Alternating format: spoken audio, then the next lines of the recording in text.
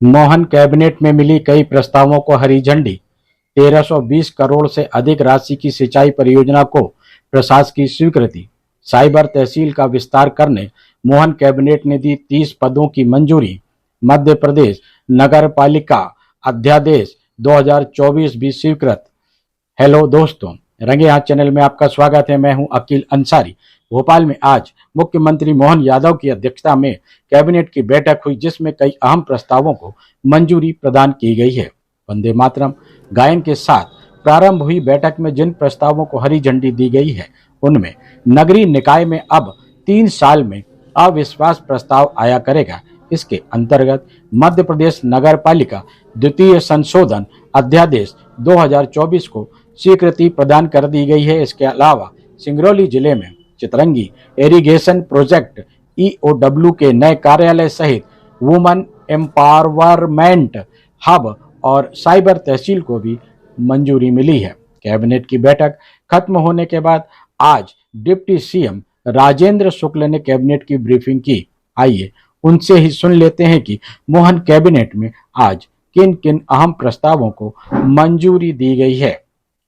आज मुख्यमंत्री डॉक्टर मोहन यादव जी की अध्यक्षता में कैबिनेट की बैठक संपन्न हुई है, जिसमें कई महत्वपूर्ण निर्णय लिए गए हैं। तो सभी प्रभारी मंत्रियों जिनको अभी जिले का आवंटन हुआ है, मुख्यमंत्री जी की अपेक्षा और निर्देश ऐसा था कि सभी प्रत्येक माह में एक बार प्रभार जिलों में जरूर जाएं और रात्रि विश्राम वहाँ पर यदि होगा तो ज़्यादा बेहतर होगा, ऐसा उन्होंने निर्देश दिया है। मदरसों में अन्य धर्म की धार्मिक शिक्षा पर प्रतिबंध जो स्कूल शिक्षा विभाग ने आदेश जारी किया है, जिसमें अन्य धर्म के लोगों को ये मजबूर न किया जा सके कि वो मदरसों में उनके द्वारा दी जा रही शिक्षा के लिए बाध्य हों। 26 अगस्त को जन्माष्टमी है। समस्त मंत्री संबंधित जिलों में जन्माष्टमी के कार्यक्रमों में उपस्थित रहें और समारोह को भव्यता से मनाने का निर्णय लिया गया है।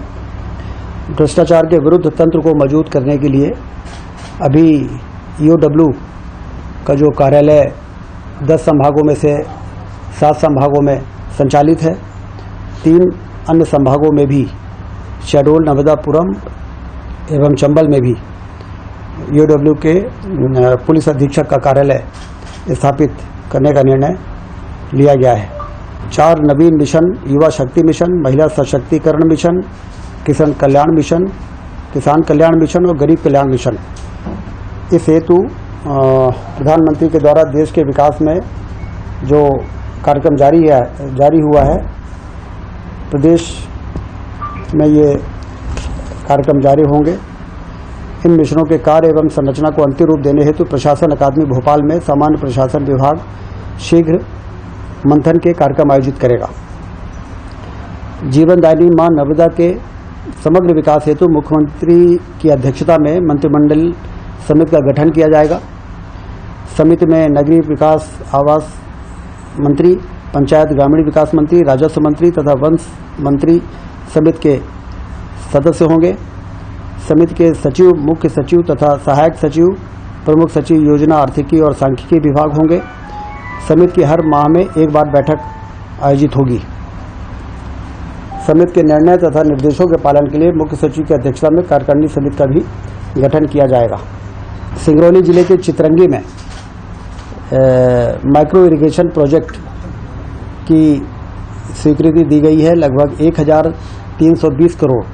चितरंगी दाब युक्त सूक्ष्म सिंचाई परियोजना, जिसमें 32,125 हेक्टेयर सिंचाई होगी और इसकी लागत होगी 1,320.14 करोड़। ये बड़ी योजना सिंगरौली जिले के लिए, जिसमें कि चितरंगी एवं देवसर तहसील के 142 गांव में सिंचाई की सुविधा उपलब्ध होगी। इसमें बिजली भी बनेगी 31.25 मेगावाट। महत्वाकांक्षी योजना की स्वीकृति मंत्रिपरिषद ने दी है। 18 माह से 24 माह का समय इसमें इस योजना को पूरा करने में लगेगा। साइबर तहसील परियोजना का विस्तार अब पूरे मध्य प्रदेश में होगा। 2 जिलों में एज ए पायलट इस प्रोजेक्ट की जो शुरुआत हुई थी, उसकी सफलता को देखते हुए राष्ट्रीय स्तर पर इसकी सराहना हुई है और अब ये पूरे प्रदेश में लागू किया जा रहा है। इसमें तहसील संवर्ग के जो 619 पद में से तहसीलदार के 10 पद एवं प्रतिनियुक्ति हेतु रक्षित नायब तहसीलदारों के 55 पदों में से 15 पद, इस प्रकार कुल 25 पदों को प्रमुख राजस्व आयुक्त कार्यालय में साइबर तहसील हेतु अंतरित करने की स्वीकृति दी गई है। तहसीलदार संवर्ग के जो पद हैं वो डेपुटेशन में इस साइबर तहसील के लिए काम करेंगे।